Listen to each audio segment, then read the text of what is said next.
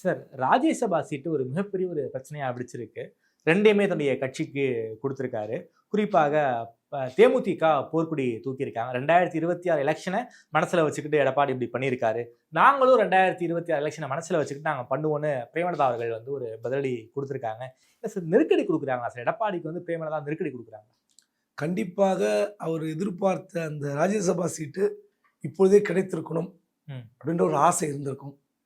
இது முன்னாடியே கூப்பிட்டு எடப்பாடி அவர்கள் சாதுரியமா பேசி முடிச்சிருக்கணும். ஆரம்பத்திலேயே இந்த 2-3 பேட்டி கொடுத்தாங்க தெரியுமா?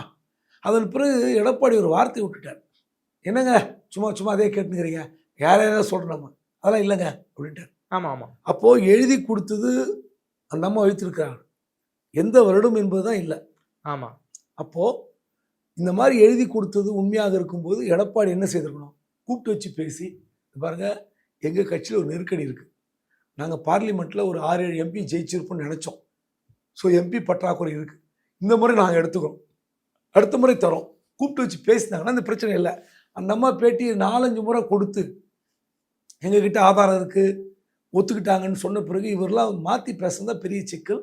பட் அதுக்கப்புறம் சுதீஷ் வந்து போய் ஒரு 3 நாட்கள் முன்பு எடப்பாடியை பார்த்தாரு, சந்தித்து பேசும்போது அன்றைக்கே வெளியிட்டிருக்கலாம், வந்து கேட்டிருக்காங்க ஒரு சீட்டுக்கு வரும் கூட்டணியில் இருக்கிறாங்கன்னு.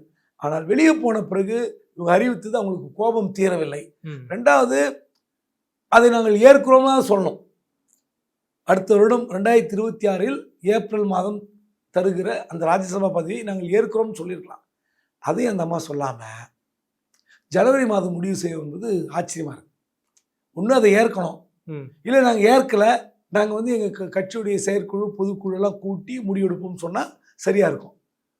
நான் தன்னிச்சையாக முடிவெடுக்க முடியாதுன்னு சொல்லலாம், அல்லது நாங்கள் ஏற்கனவே முடிவு எடுத்துட்டோம் அதிமுகவுக்குன்னு பயணிக்கலாம். இப்போ என்னென்னா தேமுதிகவுக்கு எல்லா கட்சிகளும் வலை வீசுகிற, எல்லா அணி திமுக வலை வீசுது, காங்கிரஸ் இன்னைக்கு வலை வீசுது, இந்தியா கூட்டணிக்கு வர வேணும்னு பேசியிருக்காரு. தங்களுடைய டிமாண்டை இன்க்ரீஸ் பண்ணுற டாக்டிஸை பிரேமலதா அவர்கள் மீண்டும் செய்தால் அது அவருக்கு தான் நெகட்டிவ் ஆகும். ஓகே, 2019 பார்லிமெண்ட் ஆமாம் 2 கட்சிக்கும் மாறி மாறி பேசிட்டு இருந்தாங்க, ரொம்ப தப்பாக போச்சு. அப்புறம் துரைவன் கிட்ட பேசுனது எக்ஸ்போஸ் பண்ணிட்டார் அவர், அதிமுக எக்ஸ்போஸ் பண்ணது வந்துருச்சு.